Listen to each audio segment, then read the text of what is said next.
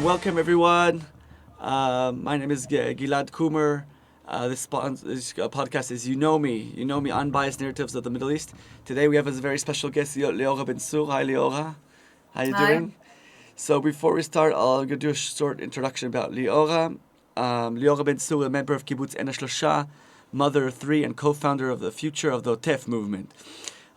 This is an essential figure in the rehabilitation and renewal of the OTEF region.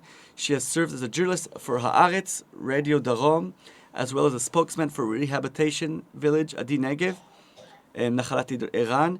Liora is one of the prominent leaders of the Future of the OTEF movement, actively working in the various areas to improve quality in the life of the region. Her personal story includes very deep pain. Her mother, Marcelle Taljah, has murdered in an attack on the 7th of October. Despite the pain, Liora continues to find hope and to build a future in OTEF. Hi Liora, how are you doing today?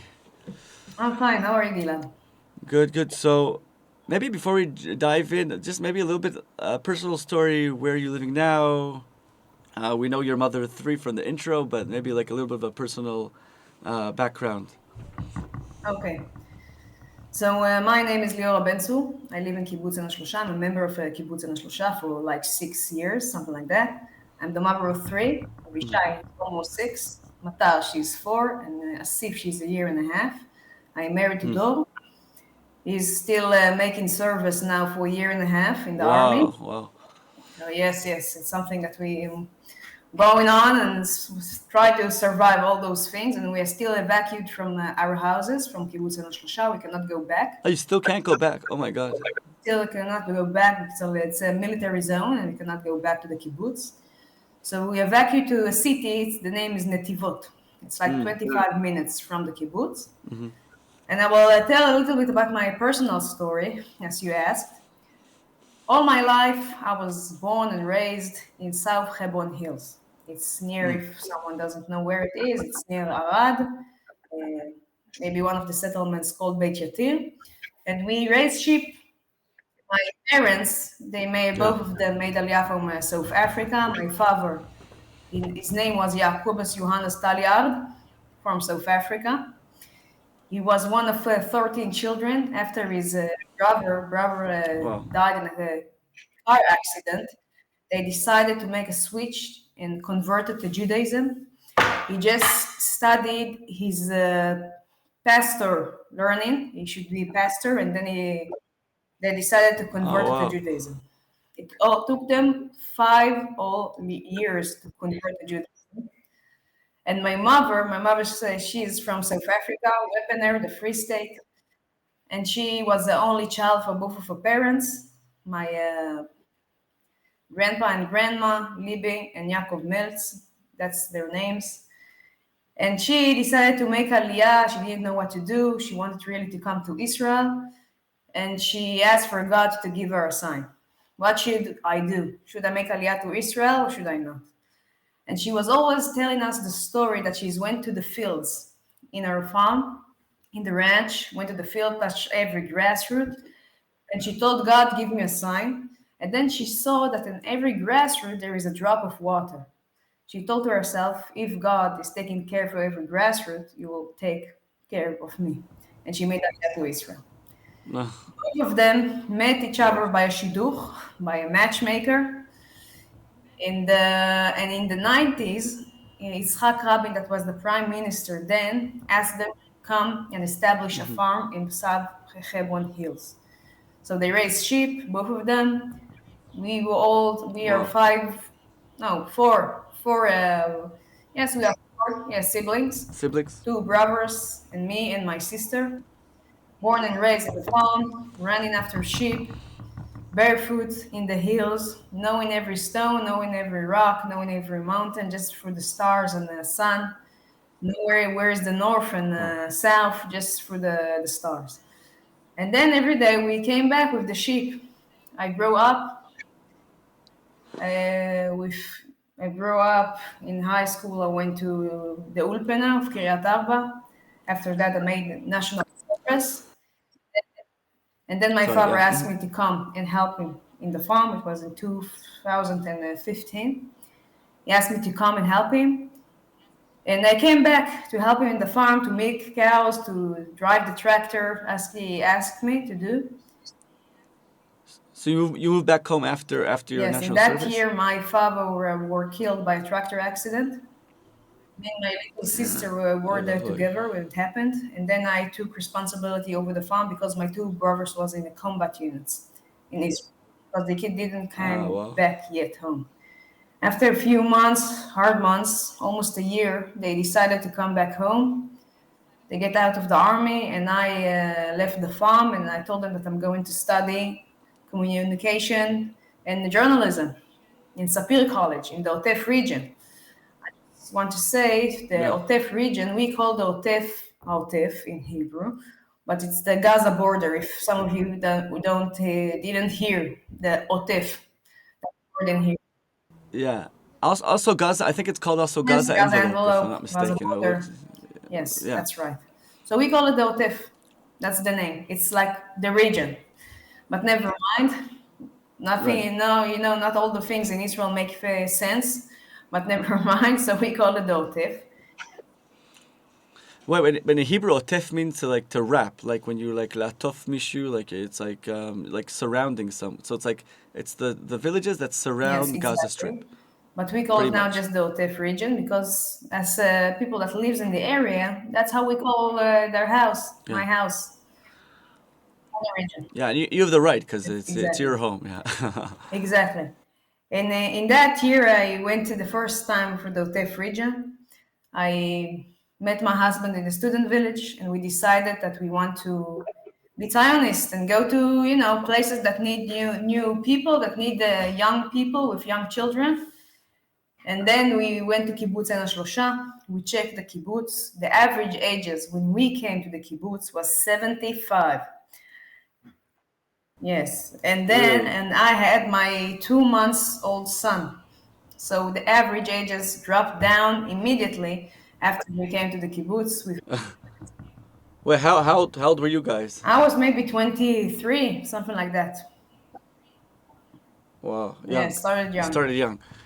So we came, we knew about the situation that we have in the area. We knew that we will get rockets, but we have just one country, Israel country. That we need to protect Israel country. So we need to do everything that we, to take care of our country. Yeah.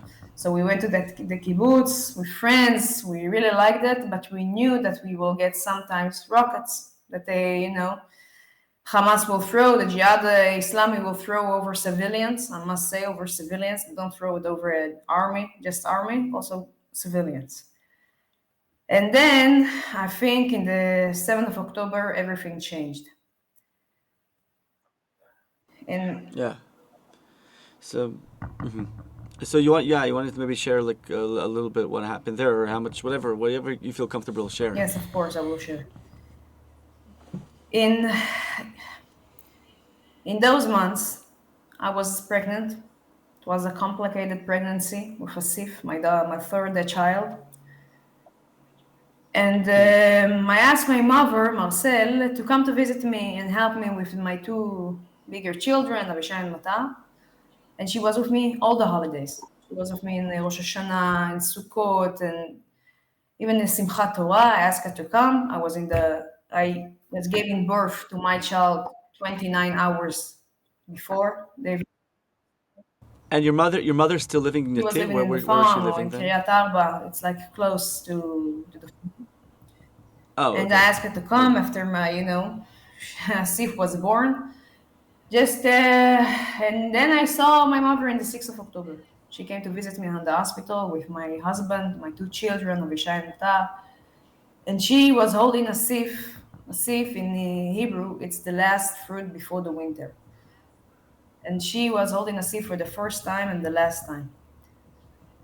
They went to get back home, wanted to celebrate Simchat Torah. I told her you should come. It's going to be the happiest holiday that we making in the kibbutz. We have two Sifrei Torah. Wow. It's Torah books that we are dancing with them together in a Simchat Torah.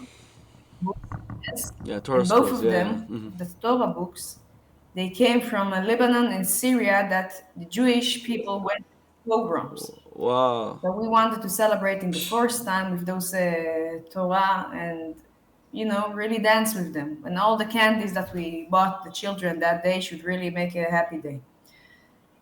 And a day after, 6:29 in the morning, I was sitting with my new baby. Started to get rockets over the hospital. Didn't understand really what's going on. Trying to contact my husband. What's going on? Do you have anything? Something is what's going on in the kibbutz? Told me, don't worry. We are going now to the shelter room. Me, Avishai, and Matar, and your mother will came. She was in a guest house. My mother, like 200 meters. It's not so far, really close. Yeah. Yeah. And I told him, okay, let's be in contact. In that moment, Maybe just to give context, how big is Kibbutz Ein Hashlosha? 250 people. It's a small It's very small. Yeah, small it's super place. small. Yeah. Okay.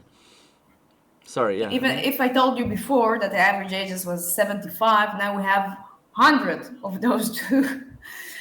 We have 100 children. It's unbelievable. It's like half of the kibbutz. Wow. And Wow. in that day, I didn't have any contact to Do or my family.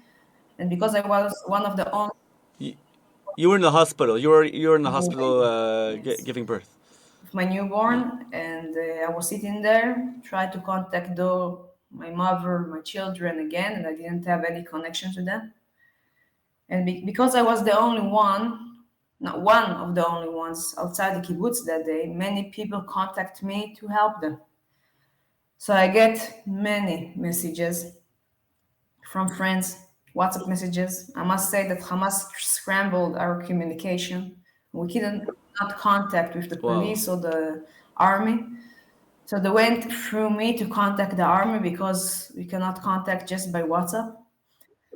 And they told Wow. me, listen, we see a terrorist going over the fence, going through the gates, going into houses, burning houses, killing people, butchering people, kidnapping people. Please save us. Do something to save us, Leo. And I was sitting there in the hospital with my new baby, my baby Oh in my God. the right hand and my telephone in the left hand. And I told to myself, I need to do everything to save my family and my people of the kibbutz. And I started to contact everyone I could. And still, I didn't have any connection to my husband, my children, and my mother. And I did everything. Really, I did everything. I decided to open a war room because of my experience in journalism. I had many contact numbers. And Okay. I called everyone that I had, really. Everyone from the army, everyone from the police, everyone that I had in my numbers. Told them, please come save us. We have a lot of terrorists inside the kibbutz. I need you to come and protect us. Until one police officer, she called me and she told me, listen, the group of soldiers that we sent to you were killed on the way. You're on your own. You should hold the shelter room. That the moment, I think I realized for the first time that we're really alone, really alone. I didn't know what to do. I tried to contact my husband, and then my husband contacted me for long hours that we didn't have any connection to each other. He Yeah. called me at 10 o'clock when I was holding a sieve, and he told me, listen, baby, I love you. Please do everything that you can to save us. I understand that the situation Wow. is really not easy, that we have a lot of terrorists, like 50 terrorists inside the kibbutz. And I called my brothers, Marcelle and Yedidia, that living in the farm that we have over 100 kilometers to the kibbutz. I told them the situation and asked Hmm. them to come to save my family and my community. Both of them decided to come. They were in the combat units, they have guns. Wow. Just the both of them decided to go down to the OTEF region. And we have like a WhatsApp group that I contact them for everything there. And I told them, let's not be in contact. I was afraid of a sniper shooting from Ofakim. We had terrorists. And I told them, let's not be in contact by phone, just on WhatsApps. And that's was all the connection. I was Wow. sending them like points, map points. Where's the terrorist inside the kibbutz? Where they waiting? Where we okay. And And how did you know? How did you know where the because terrorists of were my inside the friends that kibbutz? contacted me and asked me to save them. That's Oh, they were sending you locations where they Yes, think they the told shooting's me we coming have from. here a lot of terrorists, and then I knew that in the south neighborhood there is much more terrorists than in the north neighborhood, in the inside the Huh. kibbutz. And I knew, just and I saw in Telegram. I was in the many of the Arab groups of Telegram that they had. Yeah, yeah, yeah. I got inside to see, the locations also of terrorists that were taking pictures, everything. Oh, they were sending. They were sent. Oh, there was. They were no. But the terrorists They weren't didn't sending send locations on locations, but they Telegram. sent videos. And through Yeah. those videos, I Wow. saw which kibbutzim they are because some of the kibbutzim are familiar, but some of them are not. And then I recognized terrorists over our gate, our yellow gate, waiting there. And I told my brothers, please be aware there are terrorists waiting over the gate. And those moments when my brothers decided to, Bezalel and Yadidya decided to go down to the OTEF, Wow. they went to Kibbutz Niroz, left the car there. My brother was fighting in the Tzuk Eitan war, like a few years before. Yeah, Protective Edge. The Protective Edge operation. Exactly, and one of his best friends Yeah. was killed by RPG of Hamas, and he knew how Hamas is using the Wow. RPG rockets against civilians and people. And they went by foot from Kibbutz Neroz to Kibbutz Nerim, from Kibbutz Nerim to Kibbutz Ein Hashlosha. And in that exact same moments that they're going by foot, one of my friends, she's a neighbor of mine, she was with one-year-old baby, and she told me that the terrorists are trying to get inside our house, try to kidnap them. And I told her, please hold the door, my brother's is on the way. And I knew that the Wow. terrorists will go to our house. Our house is the second one. And I sent my brothers, please run to door and the children. We have terrorists in our yard.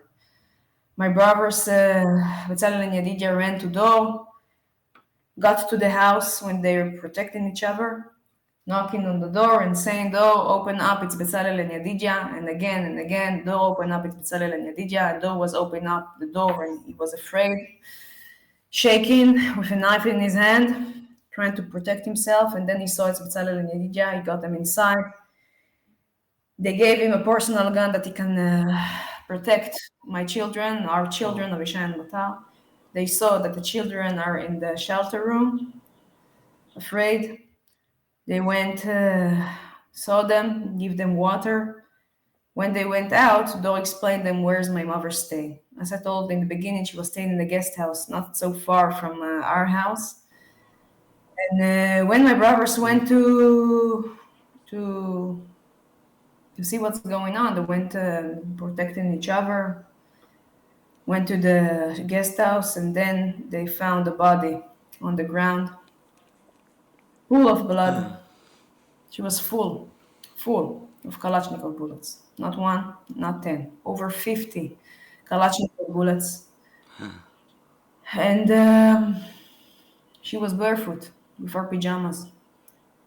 A woman, grandmother, 65 years old. She just decided to kill her, to butcher her.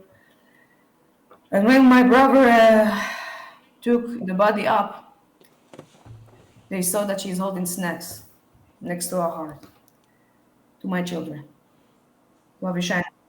You know that's the Oh. most grandmother thing to do. It's like, Yeah, yeah, and yeah. my brother, biggest one, he was like shouting, and my youngest brother Yadida catched him and told him, "Listen, we don't have the time to moan. We need to go and rescue all the other people of the kibbutz. They're still waiting for us rescue."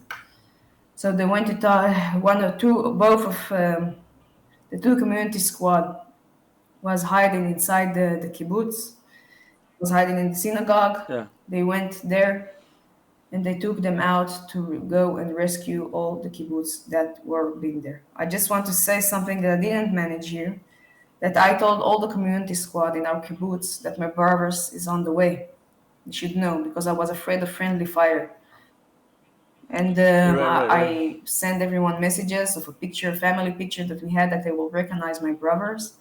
That's how they knew and realized when they saw them that it's my brothers that came to rescue. And they went through house to house. And 4 o'clock in the afternoon, my husband contacted me and he told me, "Listen, baby, I have some bad news." I remember myself closing my eyes, holding a sif next to me, and he told me, "I'm sorry, but your mother was murdered by Hamas terrorists." Oh my God. And I can say to you that my screaming that day was the loudest screaming over the newborns that was just born, and over the women and the mothers that just gave life to this world. And I understand in the age of 29 that I'm orphan of two parents. And after my brothers saw many people of the kibbutz, they took Dor and my children. Dor decided to go out of the kibbutz, and I told him, let's be in communication on the phone, quiet one, quiet line, we call it, that if something will happen, I can say to my brothers. And they went, a lot of bodies on the way, a lot of civilians, a lot of children, women was killed and butchered on the way. And when I was talking to him, my two children was like in the back seat, and I was hearing the both, that it was unbelievable, hearing them fighting with each other about who got the most bamba, who has the big package of bamba. And they're fighting in the back, and Doris telling me what's going on the road, and I'm telling him I cannot believe they're fighting now and screaming to each other. Unbelievable. I just told him, go, never mind, they will fight and scream and fine, but just Oh go my from God. there. And they went in, they got safely to our farm, and my brothers as well. And the day after, I was releasing from the hospital of the 8th of October, a new baby, a bracelet on my hand. And I buried my mother 5 hours later. And when I saw my husband for the first time, I couldn't believe that he's alive. For me, it was a miracle. And I felt I married him again. Yeah. And when I saw my children for the first time, Abishai and Mata, I just remember in myself, if some of you know, there is a blessing that we call Birkat Abanim, the Bucha of the children. And I just put my both hands and I told, Yevarecha Adonai v'yishmerecha, Ya'er Adonai panav elecha v'yichunecha, Yasa Adonai panav elecha v'yasem lecha shalom, and took them together. And I couldn't believe that I'm holding those three children of mine together. Oh And my I God. have that miracle in Yeah. my hands.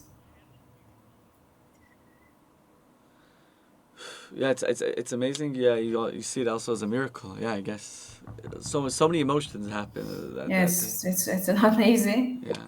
but I Uh, remember a strong feeling, and I told to my children.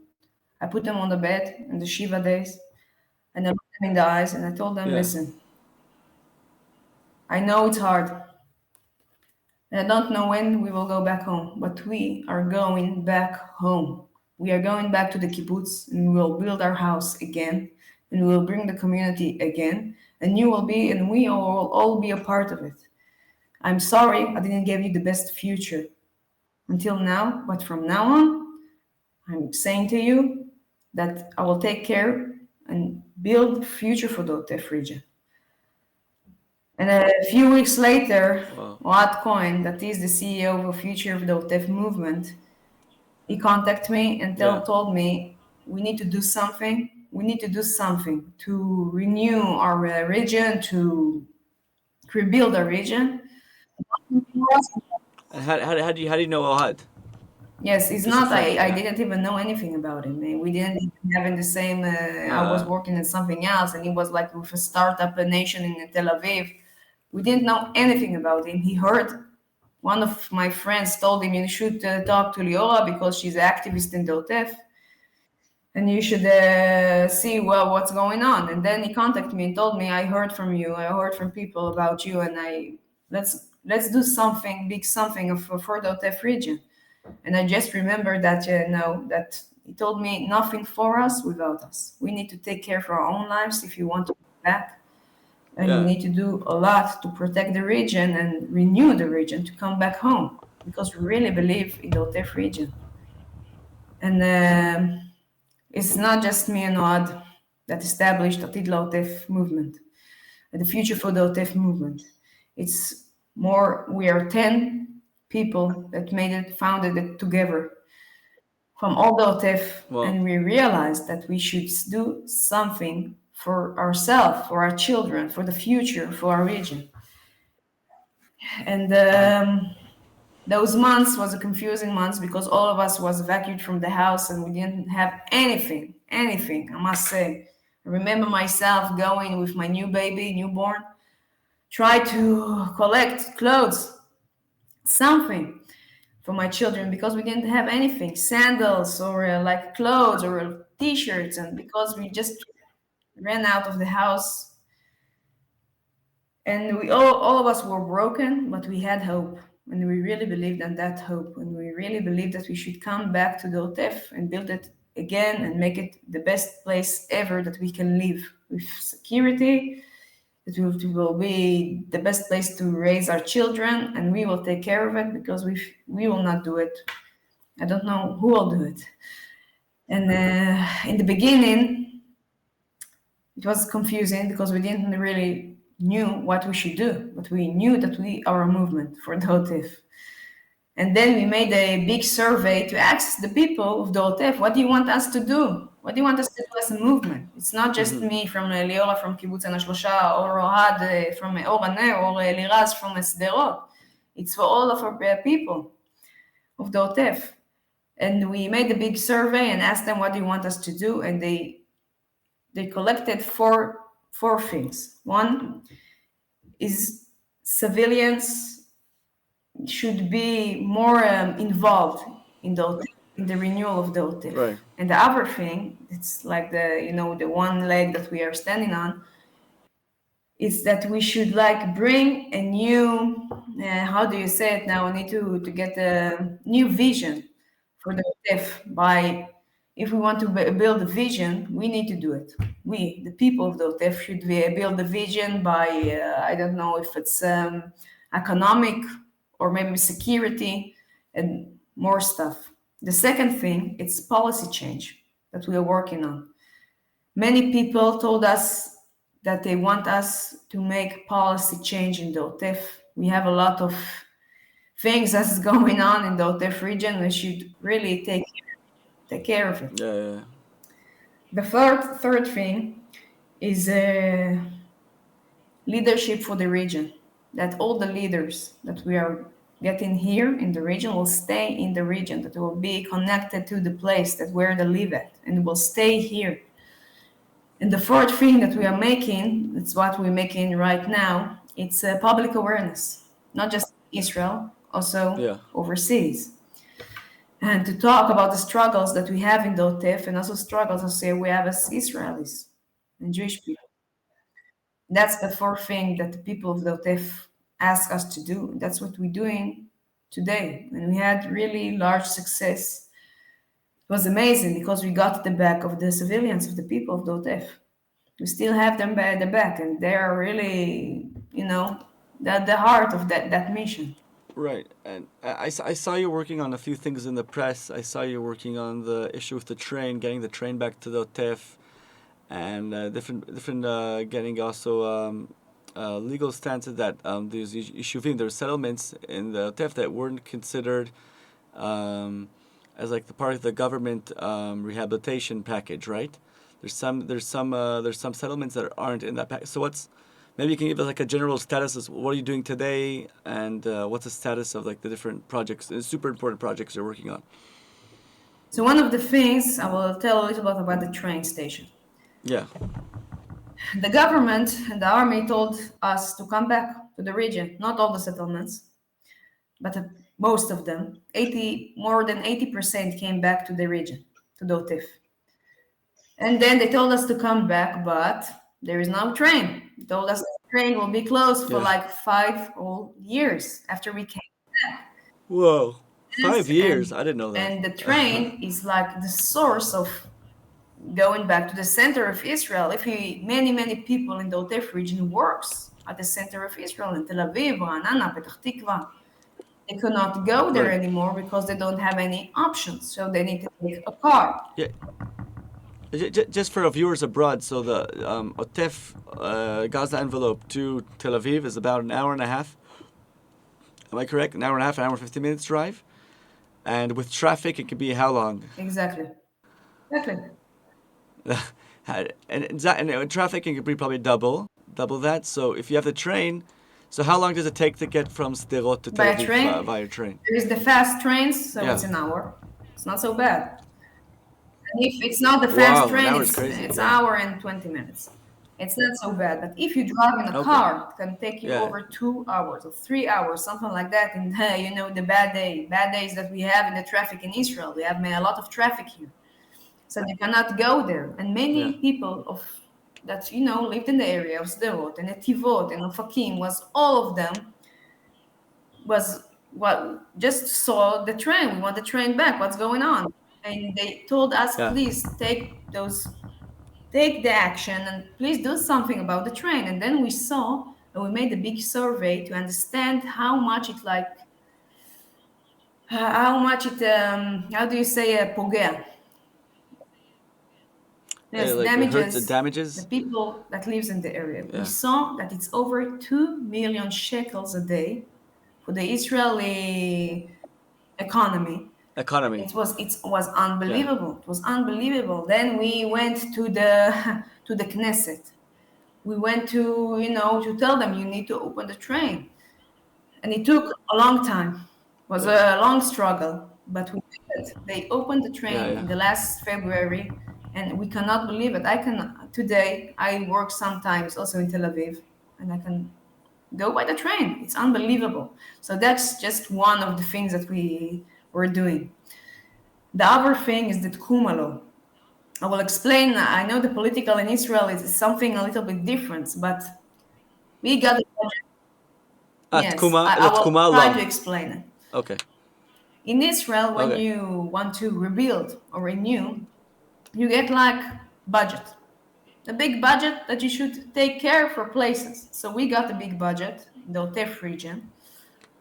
And when you go into a law, some of the budgets can go down. It's like how do you say it? It's like they're taking scissors, cutting the budget out, and bring it to other places that need that budget. If we don't have, when does this happen? We got 90 milliard shekels to the region. And then because we didn't have any law about, they told us that we will get, as people that lives in the area, to renew the place. Not still, the government cut some of the budget out, but the most of the budget are still in the law. What was their excuse of cutting the budgets?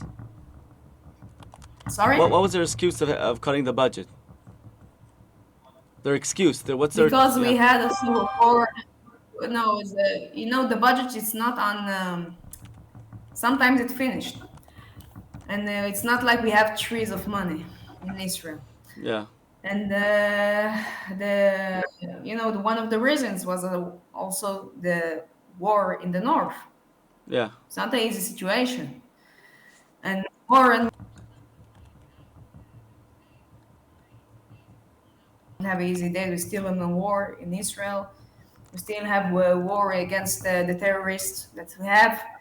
58 of our kidnapped brothers and sisters that are still there, I must say. Still there. They don't want to release them even. I just want to say again, most of them are citizens, not even from the army. Yeah, most of them are citizens, people that live next to my house in Nir Oz, or in Be'eri, or in Kisufim, or in Nirim.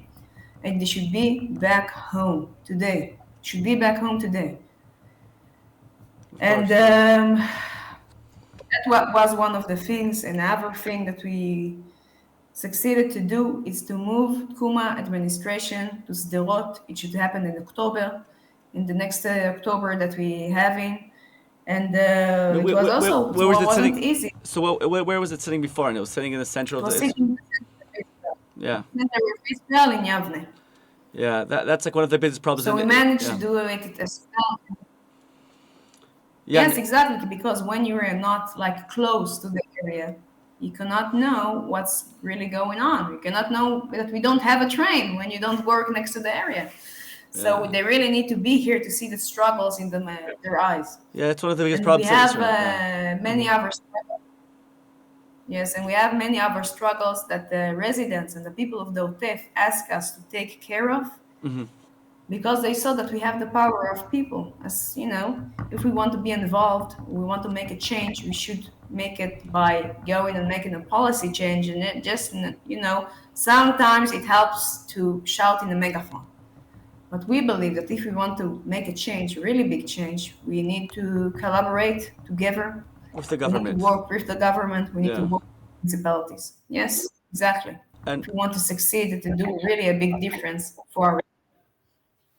And I guess maybe one of the questions, like trying to do all these policy, is there any maybe I ask another question that I didn't even just thought about right now. Is there any new things that people from the TEF are asking now? Any new issues that are coming up? Like what's the hottest, I guess, most relevant issues from people from the TEF?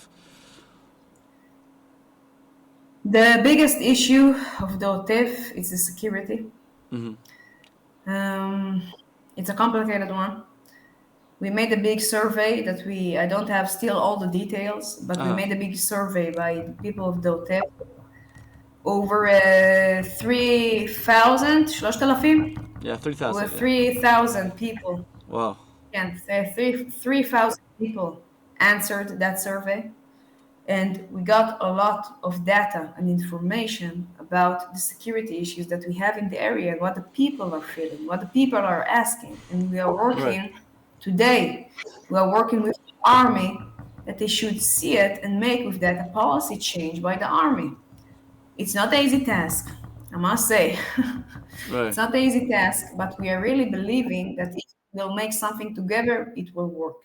But don't worry, we have a lot of issues, and I hope that we can take care of it. Not just us, we're working together. Like I told in the beginning, with the municipalities, with the government, with Tkuma, and we are here just to give more power, not to weak someone. And so I guess maybe let's even more focus a little bit more optimistic. So where do you see? I don't know if it's an optimistic question, but you can tell me, where do you see the OTEF in OTEF envelope, Gaza envelope, OTEF Gaza? Where do you see it in 10 years? 10 years from now, or Really, from 10 years. I hope, I will say, I will say it like that. In 10 years, Abishai will be 16. And I hope he's that your eldest. my He's your child, eldest. Abishai, Yeah. Uh huh. my oldest, Yeah. he can, run around and kilometers near the border and nothing will happen to him. And I will not be afraid of shooting or something. And I hope that the region will be safe and much bigger and much larger with a lot of new families Yeah. and new children that's running around barefoot in the kibbutz, eating ice cream outside. And the biggest worry is that argument which singer we want to bring to Yom Ha'atzmaut. Uh. That's what I see on OTEF in 10 years, I hope. And Yeah. the big argument will be that singer we want to bring to Yom Ha'atzmaut. For me, that's the best thing ever. To drink beer with my friends outside in 10 years I'll be 40.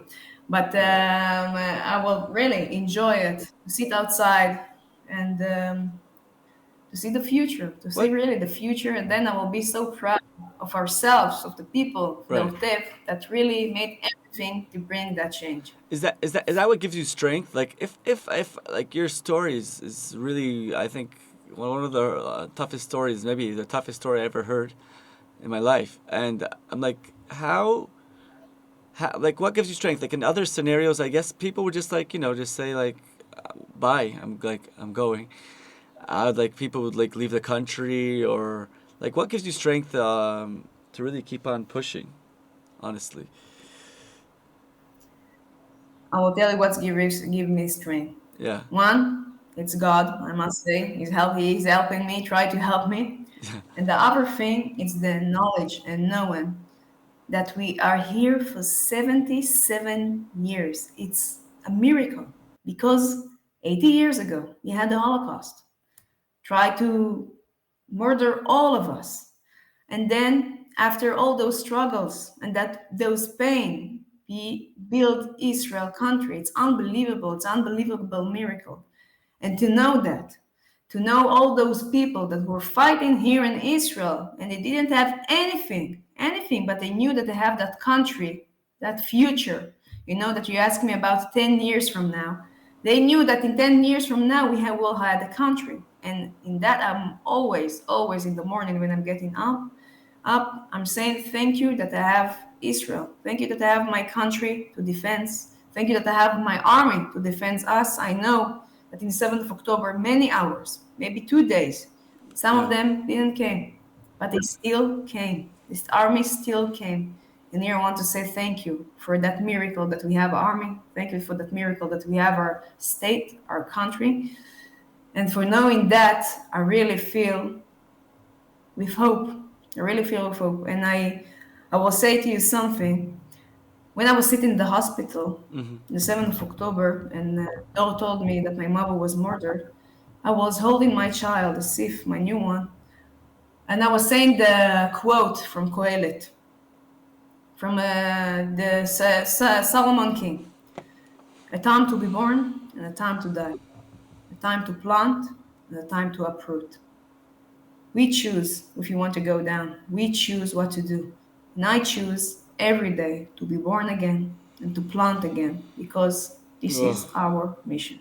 well, yeah, it's such strength. I don't know anybody like who has the strength to like pull up from like it's really pulling up from the ashes, and like literally also. And wow, eh, so I don't know, like I don't even know what I could ask after all of that. But I guess on a maybe a practical I level, just want to say if you want to help us, yeah, yes, if you want to help us, really, come and vote for us. And we have a website. It's called Future for OTEF. You can sign there and just help us. Please give us your voice that we can bring that voice over and over to make that policy change for the OTEF region to help really the people. Because if you're looking to make a big impact, yeah. it's by giving us your voice to act and help the people of the OTEF Well, region. what do you mean vote for you? Vote for you in what way? Just to work, when we get in a lot of voice, even by signing to our website, we Uh, can go and make a change for the people that lives in the area. By that voice, we can make a change, a big change. and if I'm So we American, can come, sign, uh, don't. and if I'm American who lives in Los Angeles, how if I feel like I heard your story now, I feel very connected.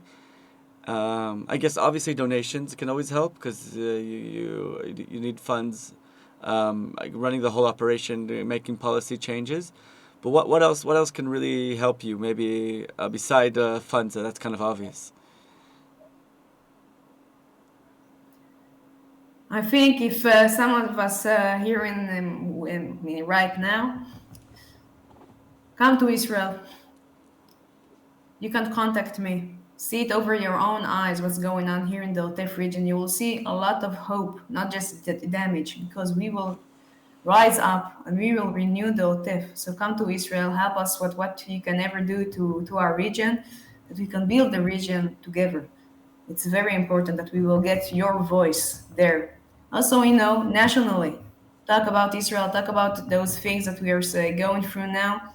Be the voice of us, of the people of the OTEF.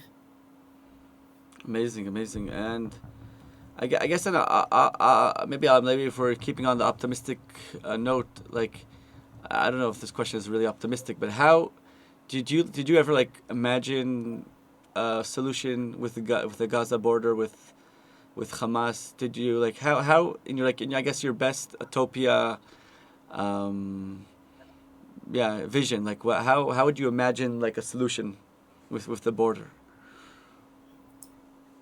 If you don't I feel think it's not my. yeah. No, everything is fine. I think it's not mine to decide what's all going to happen. But Hamas should be destroyed. I must say it here. Hamas should be destroyed. Hamas chose to murder us, to took us to murder my mother, my 65 mother with her pajamas on, barefoot. They chose to put those 50 bullets in her body.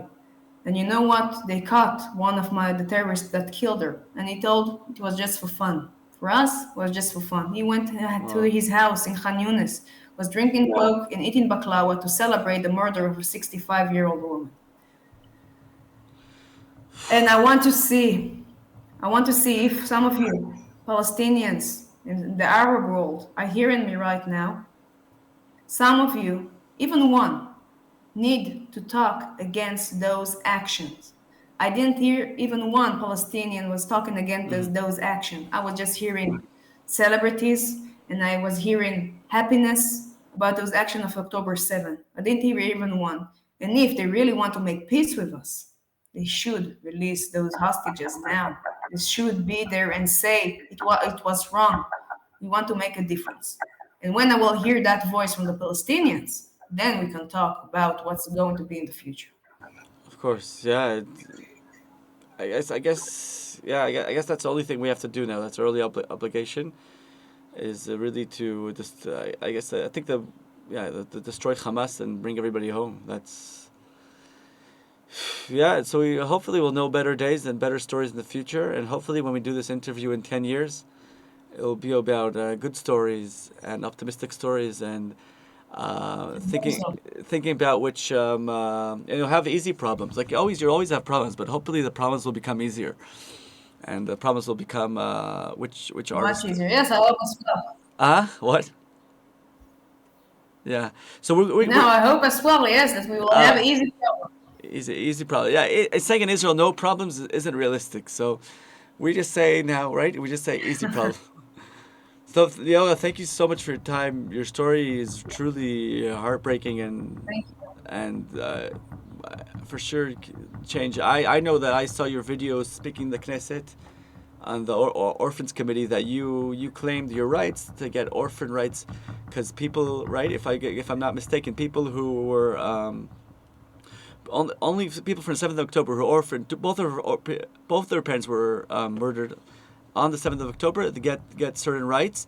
And if your father got killed in an accident a few years before, and your mother was murdered brutally on 7th of October, so you don't get your rights. So I know hearing your video in the Knesset, that really moved me, and like it's one of those videos that you scroll on social media, and you always scroll and keep on after 3 seconds. So this video you can't.